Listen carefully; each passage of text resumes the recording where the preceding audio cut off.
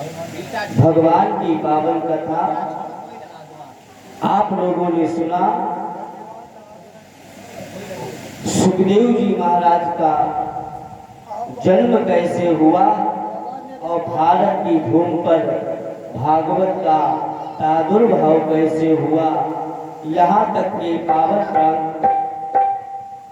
प्रसंग को आप लोगों ने सुना।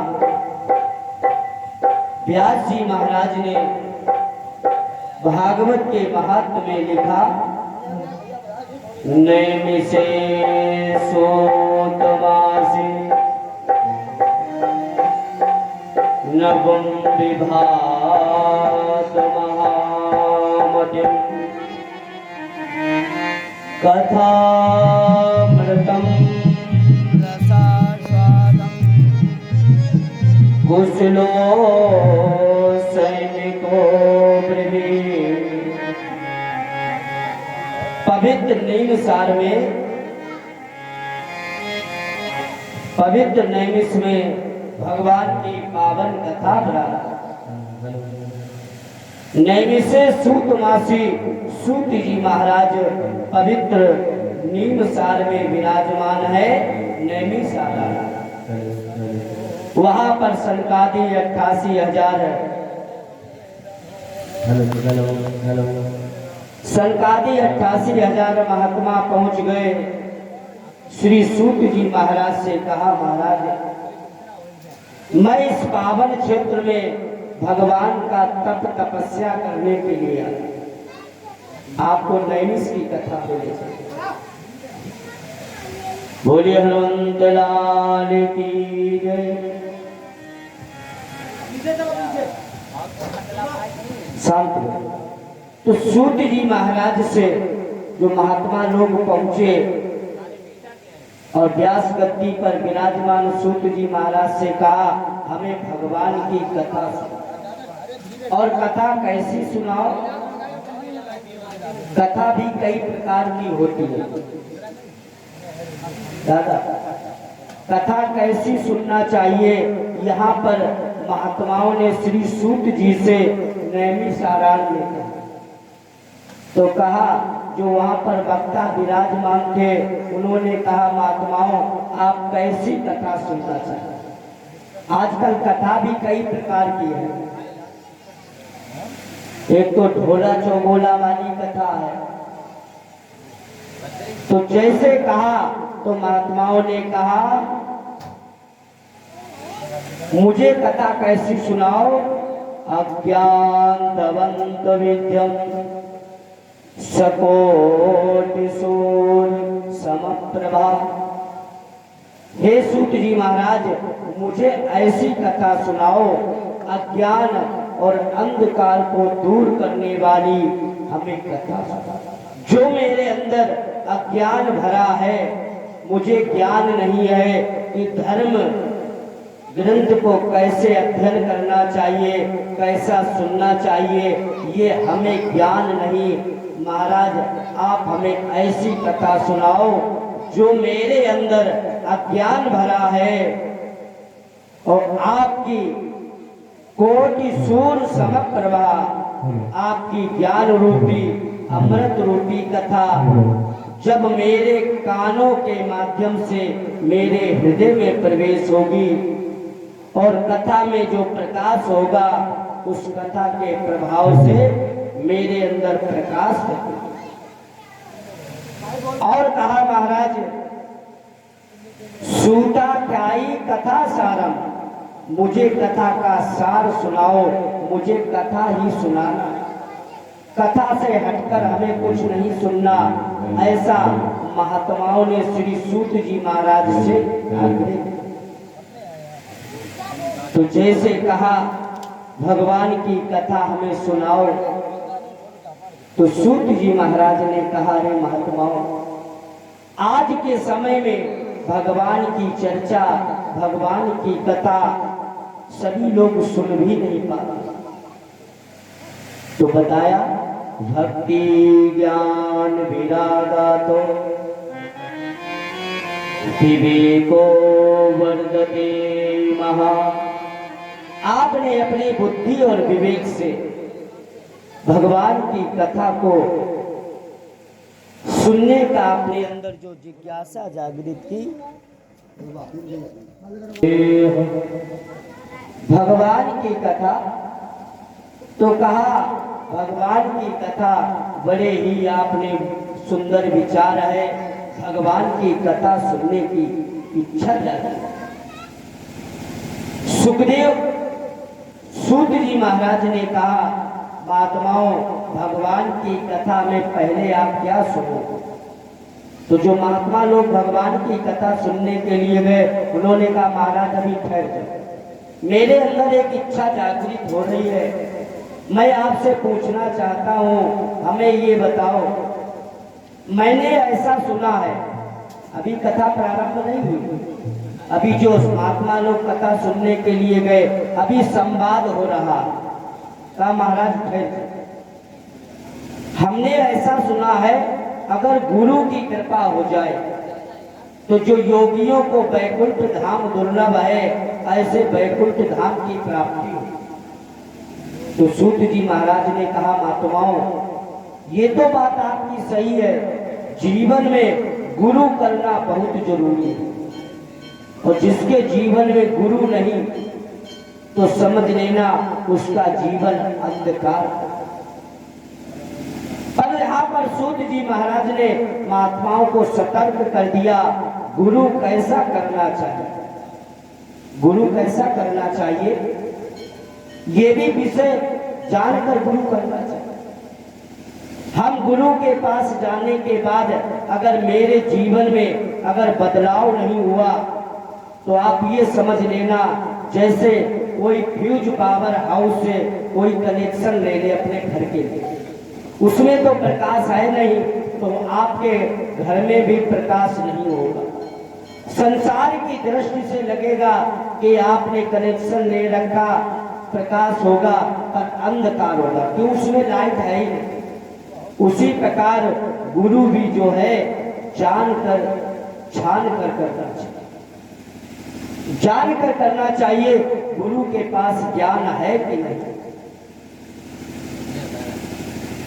और लोग कहते हैं गुरु करो जानकर, पानी पियो छान कर, ऐसा सुना है, पर यह सूत्री गलत है। भाई अगर किसी ने पानी में जहर डाल दिया और आपने अगर छान के पी लिया तो मर जाओगे, तो ये सूत्री गलत है। सूत्री ये है गुरु को छान कर करना चाहिए और पानी को जान कर पीना चाहिए। हमें किसके घर का पानी पीना, जैसा पियोगे पानी वैसी बनेगी वाणी, और जैसा खाओगे अन्न वैसा बनेगा मन। आज सूत जी महाराज ने महात्माओं से कहा, जीवन में गुरु गुरु भी भव निधि करे, बगैर गुरु से जीवन में किसी की उद्धार होने वाला। सूत जी महाराज ने कहा है,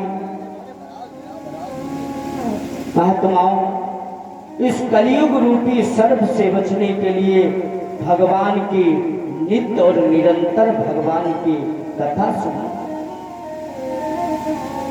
सूत जी महाराज ने कहा, महात्माओं ये भगवान की कथा देवताओं को भी दुर्लभ है।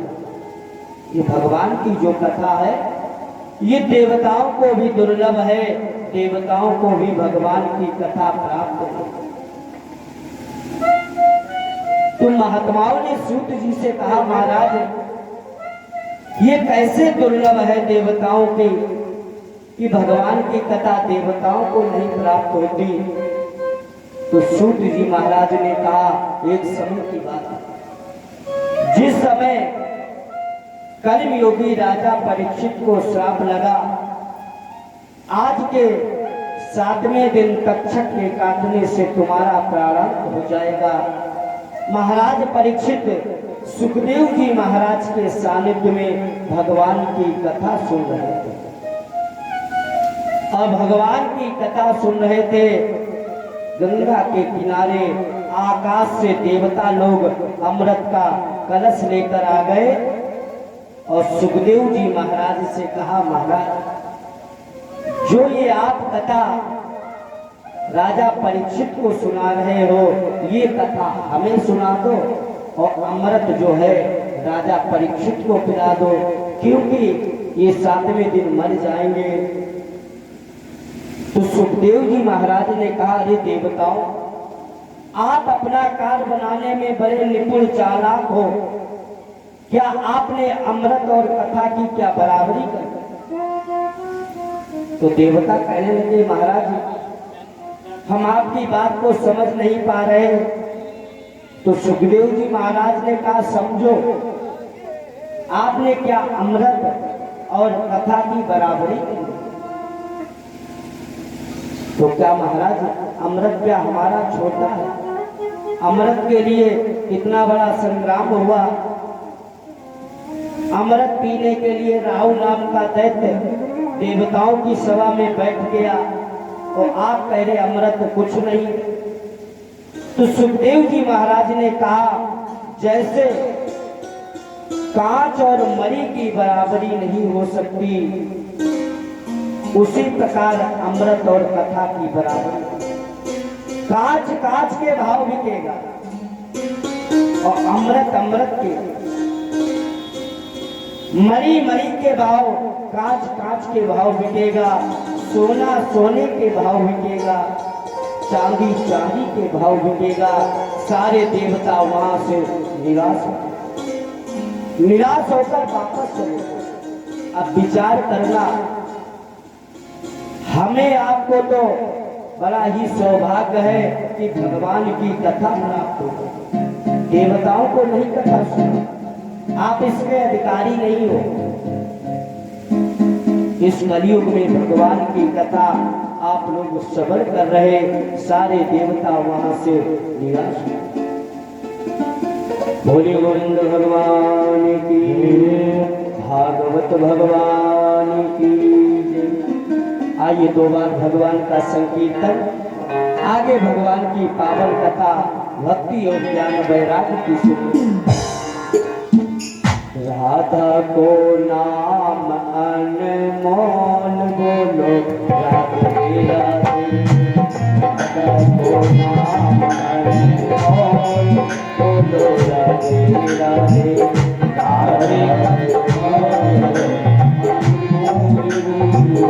राधे राधे का नाम है अनमोल बोलो, राधे राधे। हमको नाम अनमोल बोलो, राधे राधे। राधा को नाम अनमोल बोलो, राधे राधे।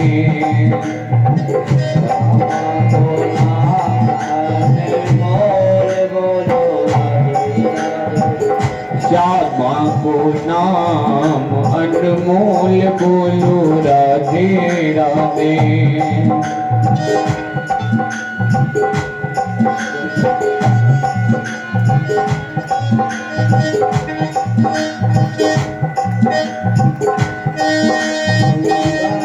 बोले राधे, यमुना भी बोले राधे।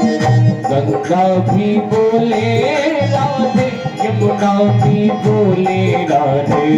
गंगा भी बोले राधे, यमुना भी बोले राधे।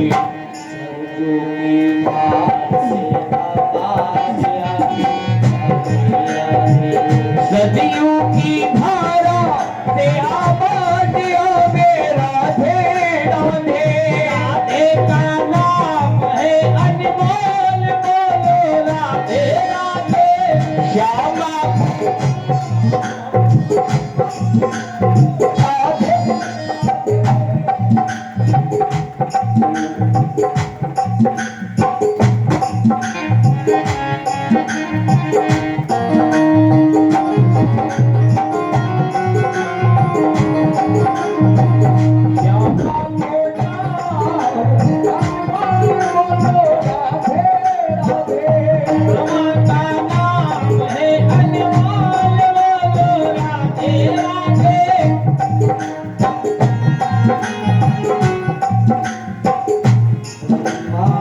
बोले राधे, विष्णु भी बोले राधे आने वाले राधे कृष्ण आने वाले राधे ब्रह्मा भी बोले राधे विष्णु भी बोले राधे ब्रह्मा